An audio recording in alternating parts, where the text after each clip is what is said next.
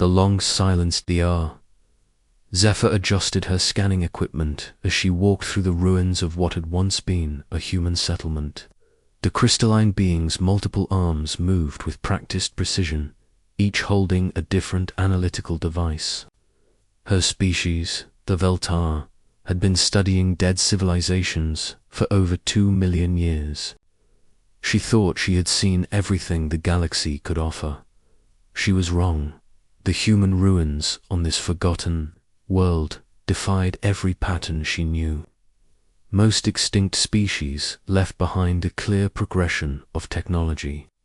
Stone tools, then metal, then simple electronics, then space travel.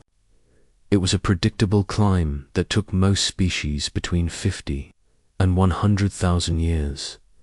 Humans had lived in essentially the same way for nearly half, 1,000,000 years. Zephyr knelt beside what appeared to be a simple stone hearth. Her scanners revealed traces of complex molecular arrangements in the ashes. These humans had been burning something far more sophisticated than wood, yet their tools remained primitive. She made careful notes in her research journal. The mystery had consumed her for 3 years now. Across 17 different worlds, she had found the same pattern.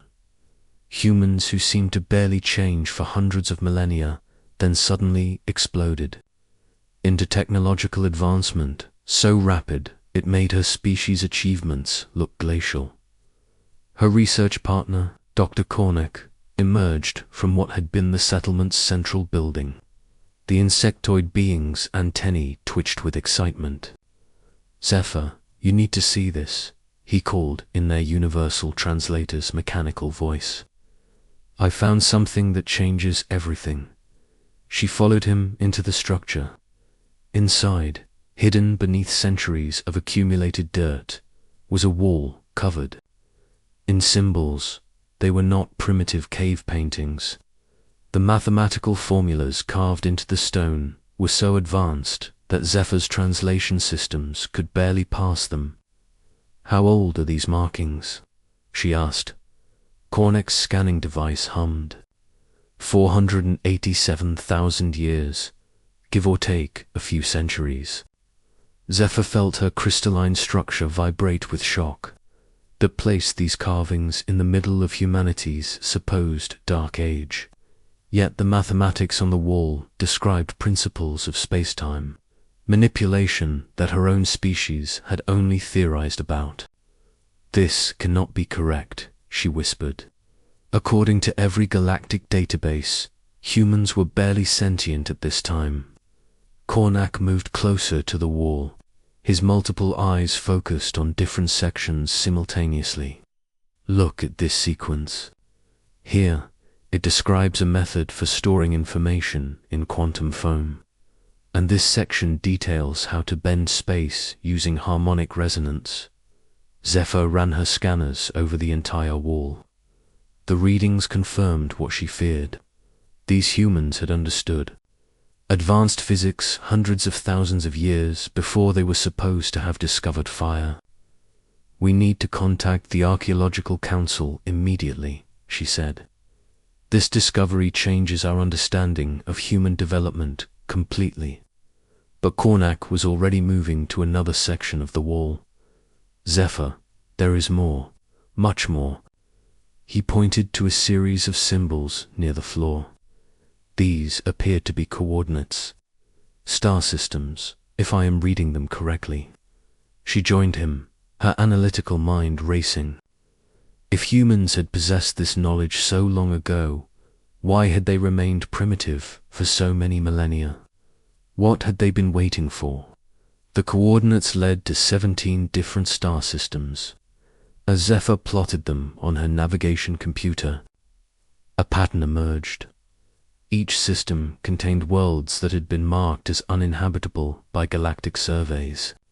Worlds too hostile, too remote, or too dangerous for colonization. They were planning, she breathed. For hundreds of thousands of years, they were planning. Cornick's antennae drooped with confusion.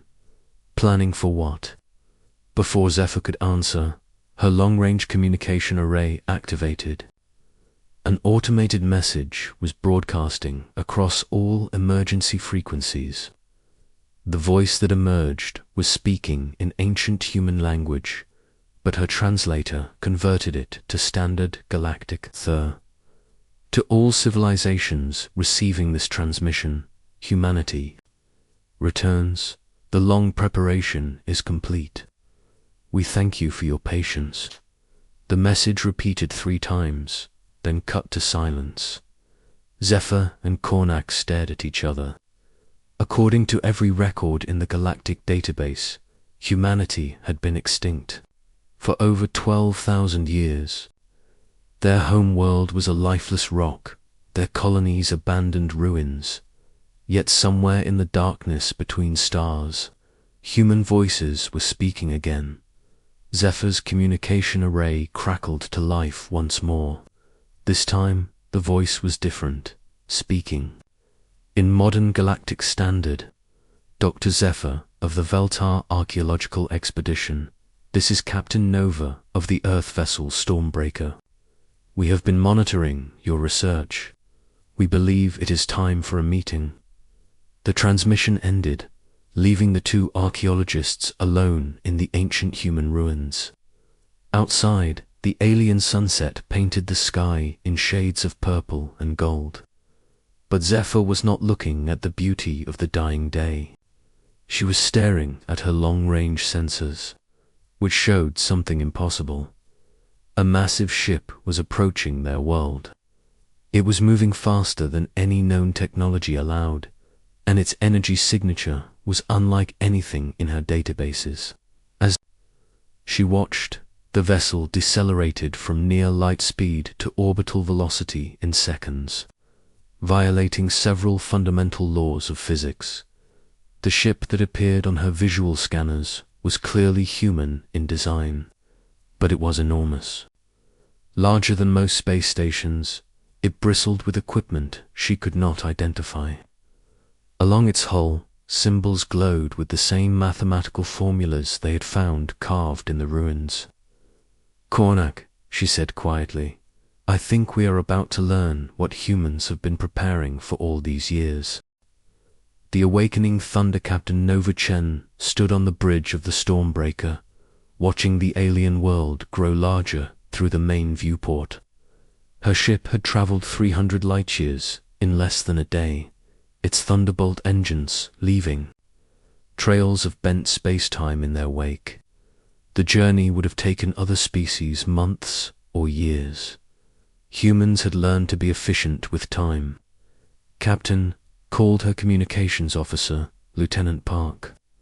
"We are receiving a transmission from the surface. The archaeologists are requesting permission to come aboard." Nova nodded. These 2 aliens had been studying human ruins longer than anyone else. They deserved answers. Grant permission, and Park, activate the ship's translation matrix. I want perfect communication. Around her, the bridge hummed with activity. Her crew of 43 humans worked with the quiet efficiency that had become their trademark. No wasted motion, no unnecessary conversation. They had work to do, and the galaxy was watching. The Stormbreaker's hangar bay received the alien shuttle 20 minutes later. Nova met them personally, flanked by her science officer, Dr. Martinez, and her tactical advisor, Commander Singh. The 3 humans watched as 2 beings unlike anything in their databases emerged from the shuttle. The first was clearly crystalline, her body refracting light into beautiful patterns. The second resembled a praying mantis that had learned to walk upright. Both carried scanning equipment and data tablets. "Dr. Zephyr, Dr. Cornac," Nova said, inclining her head slightly.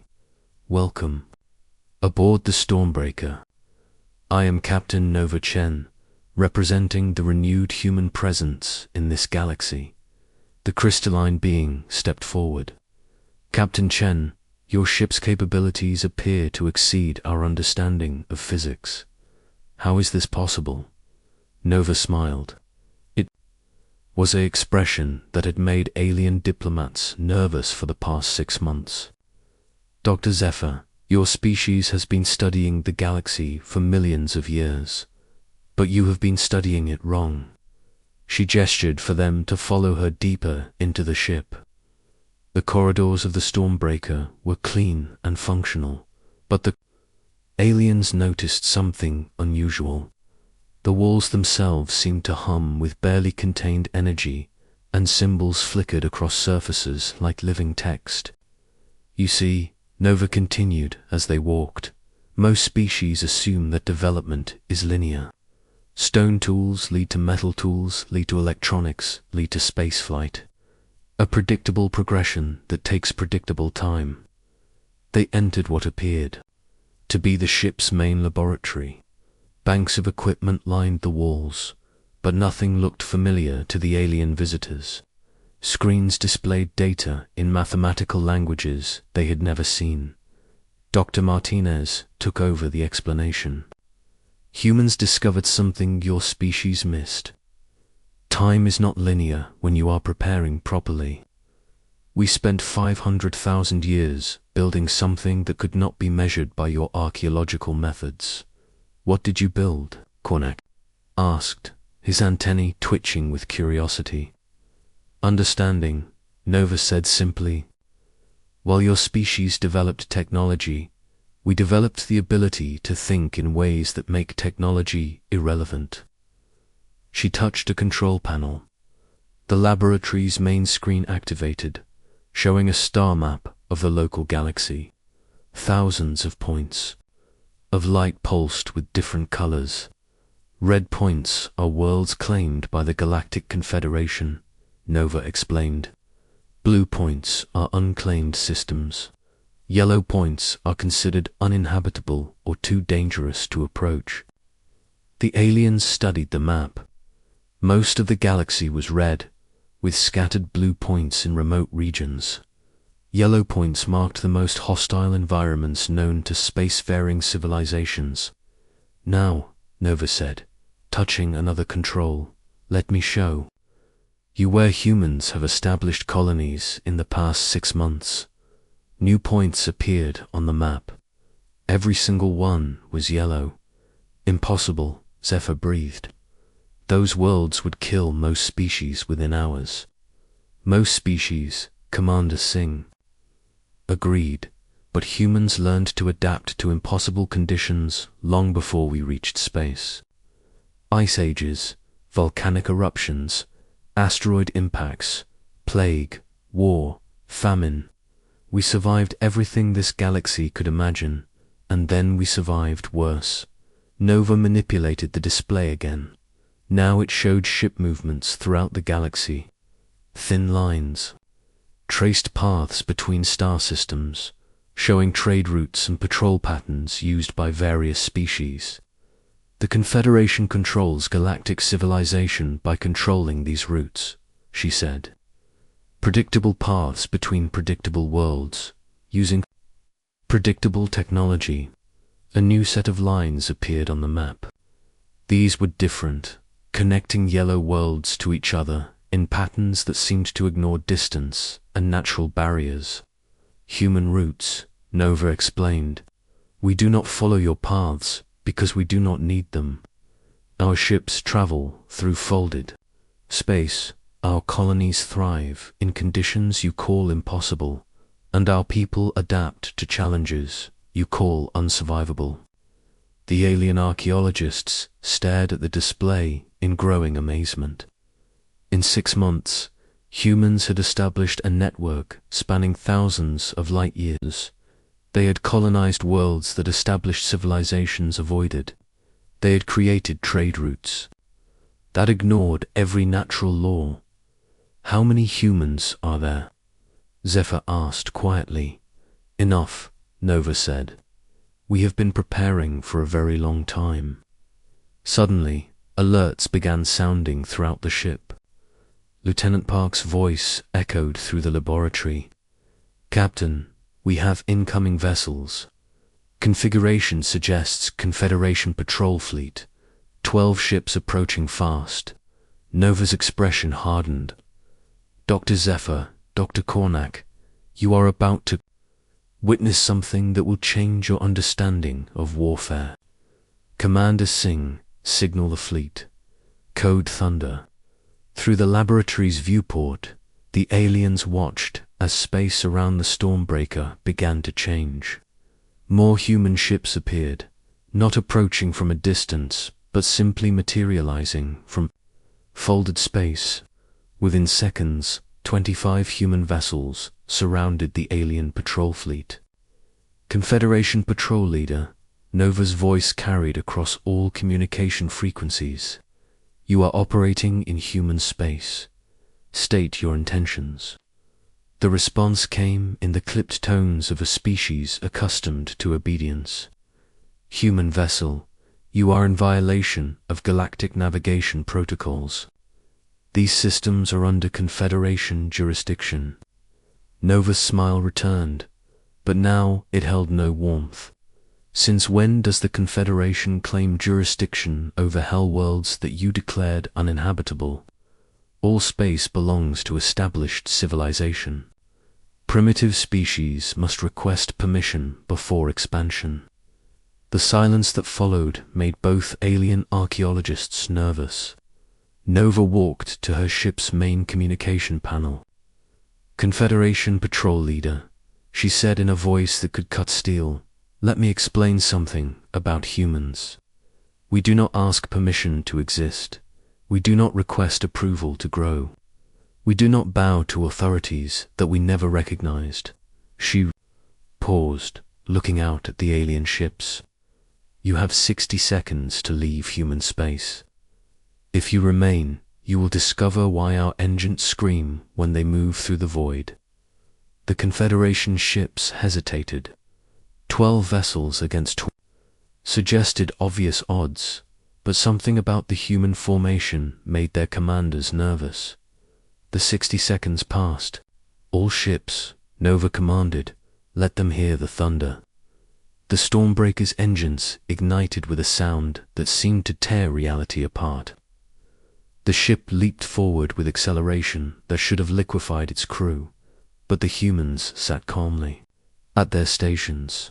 Around them, their fleet moved with impossible coordination, each vessel screaming through space like a living storm. The alien patrol fleet tried to respond, but their weapons fired at empty space. Human ships flickered in and out of existence, appearing just long enough to strike before vanishing into folded dimensions. In less than 3 minutes, 12 Confederation vessels were disabled and drifting. No ships destroyed, no lives lost, but their engines dead and their weapons systems completely offline. This is Captain Nova Chen to all Confederation forces. She broadcast across the galaxy. Humanity has returned to the stars. We claim no worlds that belong to others, but we will defend what is ours. The age of asking permission is over. Dr. Zephyr and Dr. Cornac watched in stunned silence as the human fleet formed up around the... These were not the primitive beings they had studied in archaeological ruins. These were predators who had learned to move like ghosts and strike like lightning. Captain, Zephyr said slowly, what do humans want from the galaxy? Nova looked out at the stars, where human colonies were growing on worlds others feared to approach. The same thing we have always wanted, Dr. Zephyr. The freedom to become whatever we need to become.